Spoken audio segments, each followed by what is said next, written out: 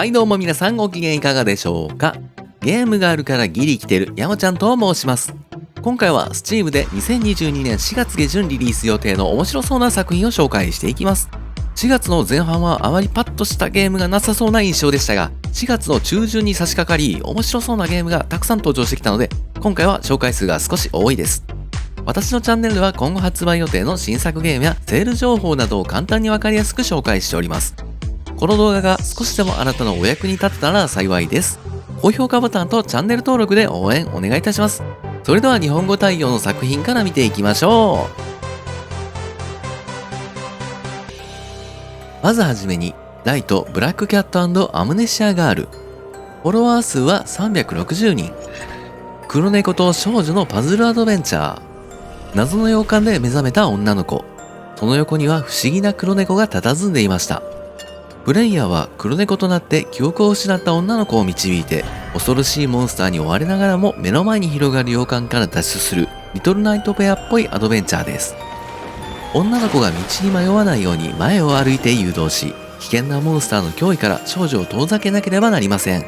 また、非力な黒猫であるプレイヤーは、物を持ち上げたり動かしたりすることはできないので、少女と協力して様々なギミックや謎を解き明かし、困難を乗り越え、この不気味な世界から脱出を目指しましょう。体験版も日本語で遊べるので気になる方はチェックしてみてください。ライト・ブラックキャット&アムネシアガールは2022年4月15日リリース予定日本語対応の作品です。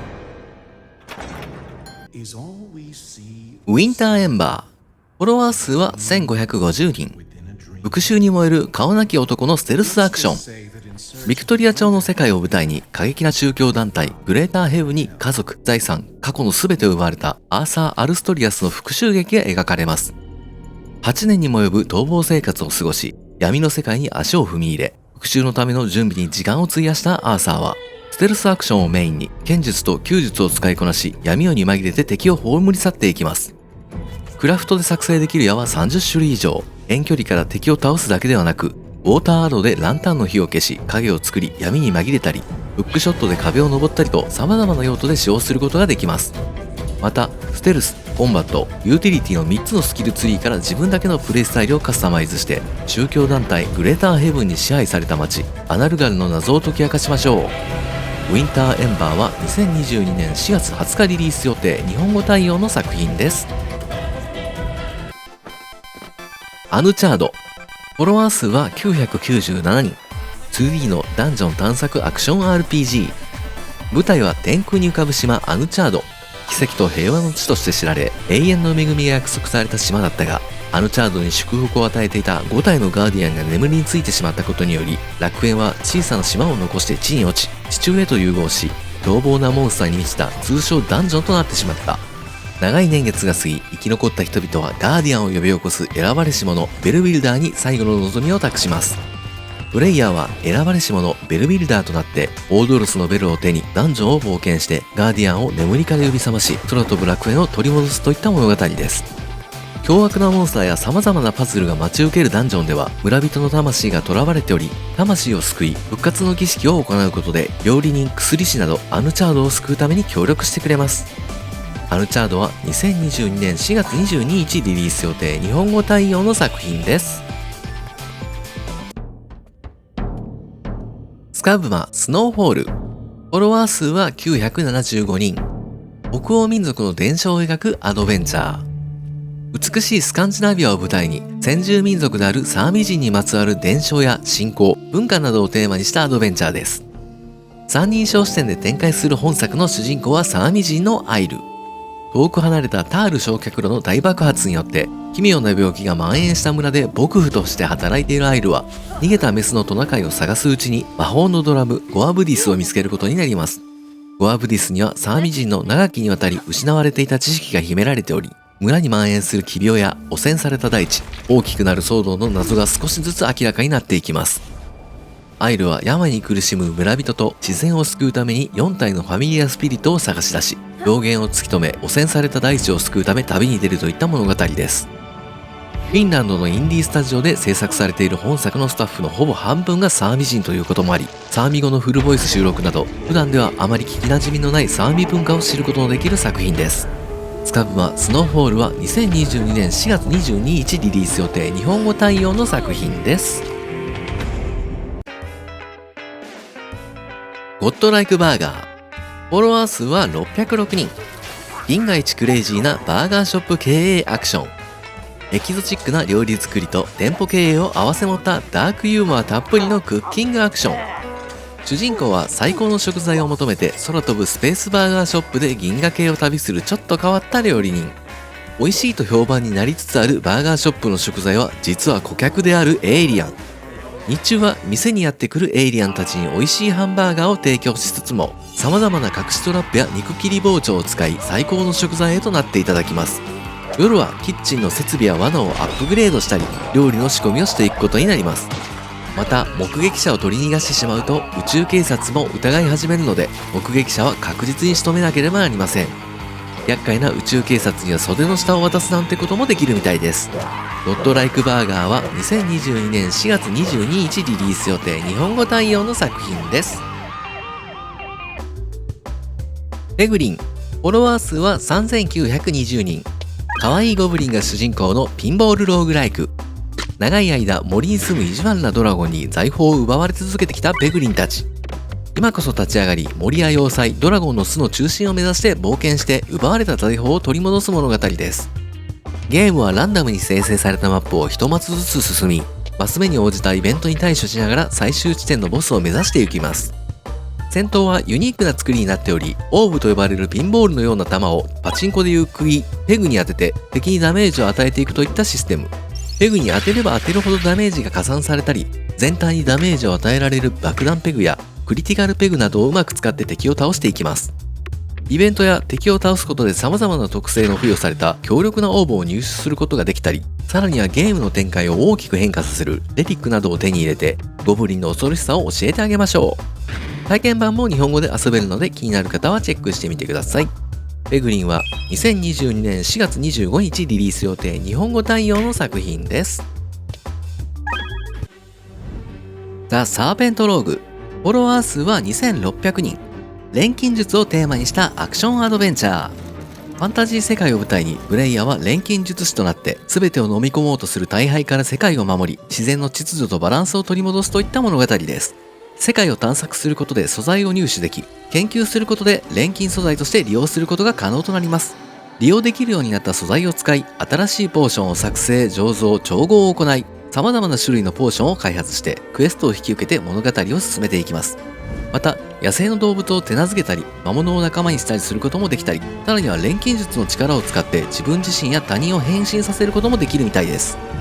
体験版を動画にしようと遊んでみたんですけども、世界観やシステムを理解するのに結局10時間くらいかかったので動画にはしませんでした。フィールド上に錬金術のレシピも落ちているんですけども、どうもほとんどのレシピは4つの素材の組み合わせを試して手探りで見つけていかなければならなかったり、錬金術の素材として利用できるまでに研究材料として結構な素材数が必要であったりと、やり込み系のゲームのような感じはしました。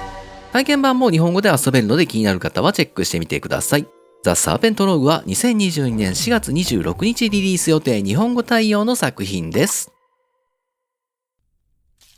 キャストアショア。フォロワー数は156人。無人島を舞台にしたオープンワールドサバイバル。物語の舞台は2042年。火星に向かうフュージョンボイジャーに登場していた宇宙エンジニアであるプレイヤーは、機体の重要な故障によって墜落してしまいます。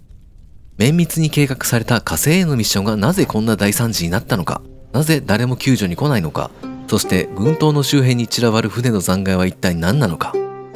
プレイヤーは生き残るために資源や食料を集め、武器や道具を作成して住居を建築し、生活の基盤を築いていきます。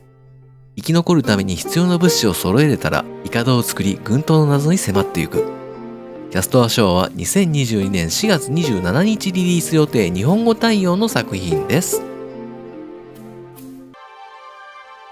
ダイナソーフォッシルハンター。フォロワー数は1570人。古生物学者を体験できる一人称視点のシミュレーター。プレイヤーは恐竜の化石を求めてオフロード車で荒れ地を乗り越え発掘現場へ向かい調査をしていきます。地中レーダー GPR やガイガーカウンターなど様々なツールを使って恐竜の化石を見つけてラボへと持ち帰ります。ラボでは化石のクリーニングを行い、先史時代の恐竜の骨格を組み立てていきます。貴重な化石はとてもデリケートなので、骨を傷めないように丁寧に作業する必要があります。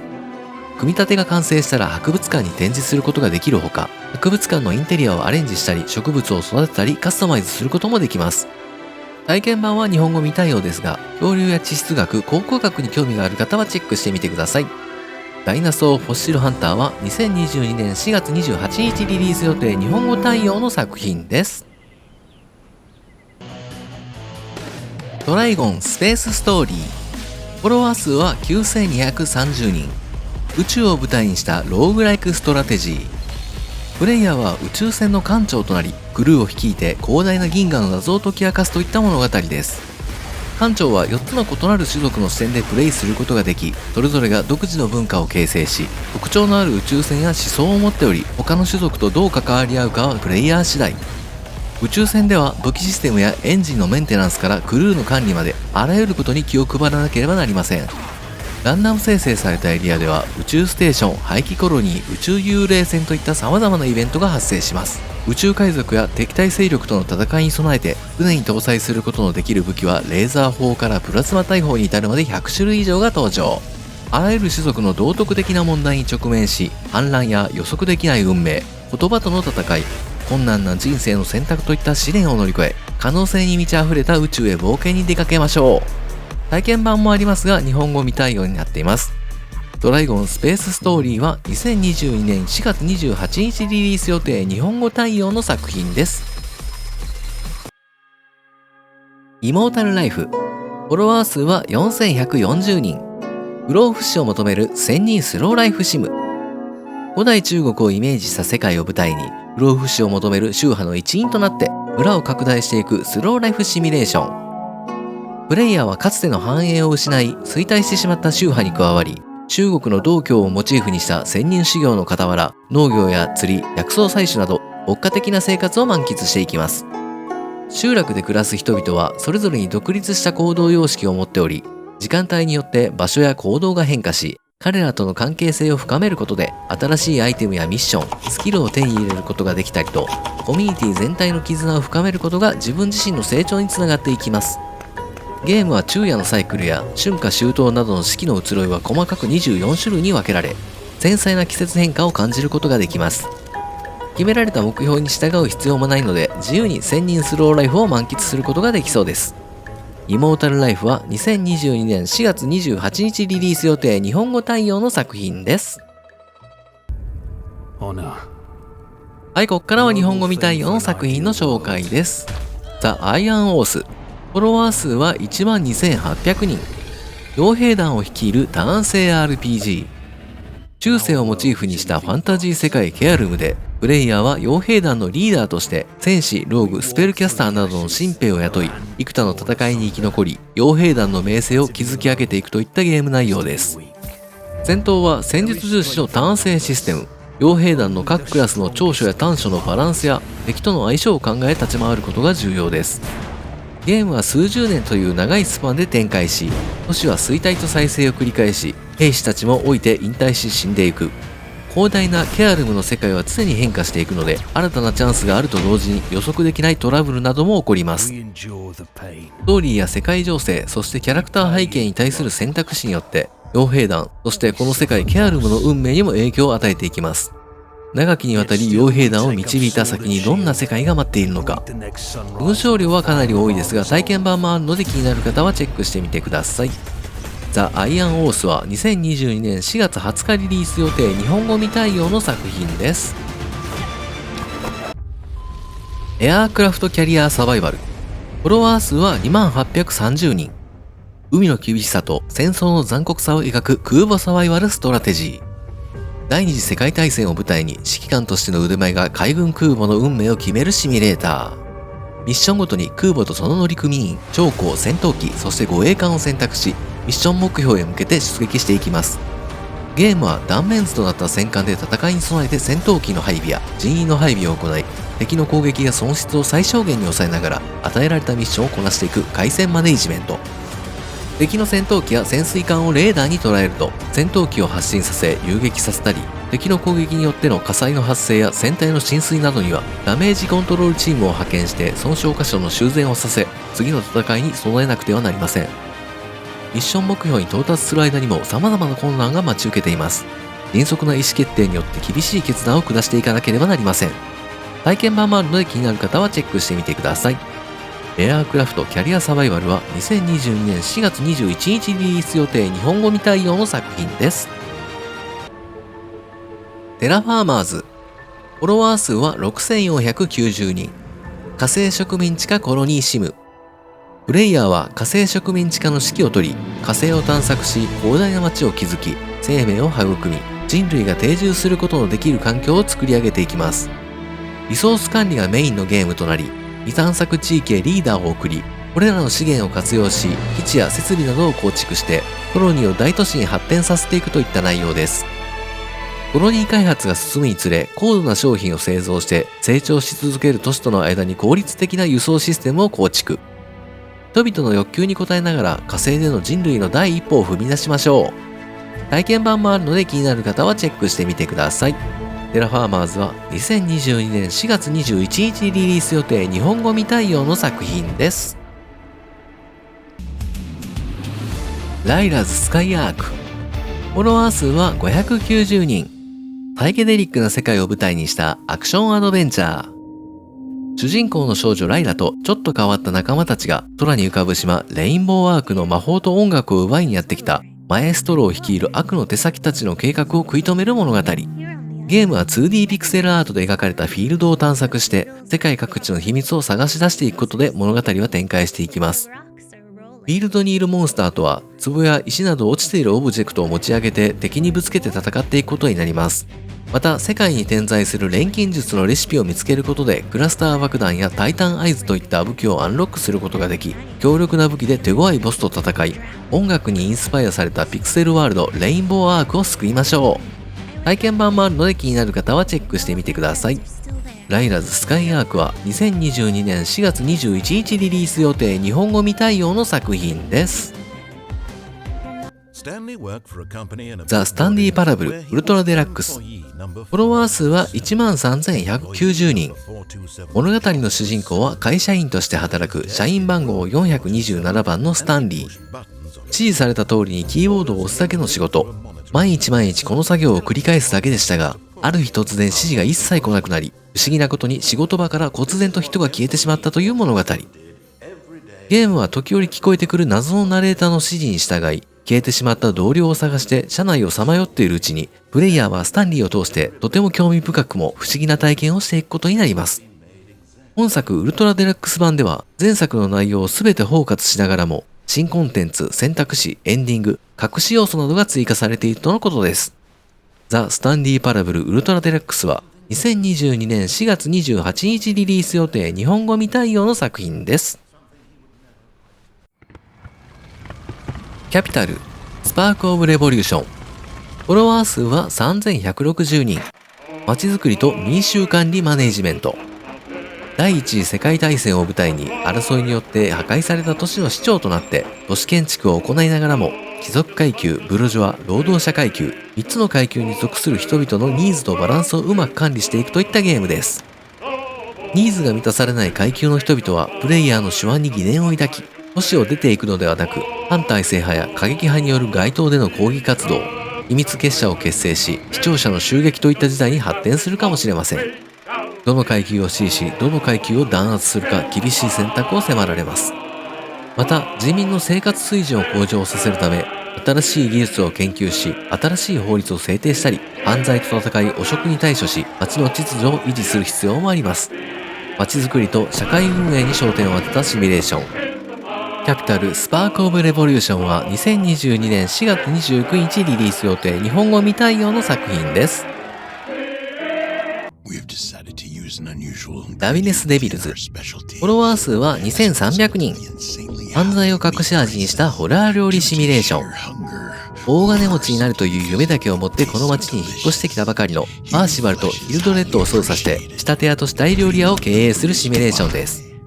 パーシバルは仕立て屋としてオーダーメイドの服を求めるお客さんを奥の採寸部屋へと案内して頃合いを見て殺害します。キッチンへ続く仕掛け扉に投げ捨て、彼らから剥ぎ取った衣服は無駄なくリサイクルして定価にて店先で販売。ヒルドレッドは仕掛け扉から落ちてきた原材料を肉マシーンに入れて新鮮な引き立てミンチの出来上がり。おばあちゃんのレシピを参考にハンバーグやミートパイなどを作って店先で販売していきます。体験版もあるので気になる方はチェックしてみてください。ラビネスデビルズは2022年4月30日リリース予定日本語未対応の作品です。はい、今回は Steam で2022年4月下旬リリース予定の面白そうな作品を紹介していきました。4月下旬は面白そうな作品がたくさんありましたね。体験版を遊べる作品も多かったので気になる作品があったらチェックしてみてください。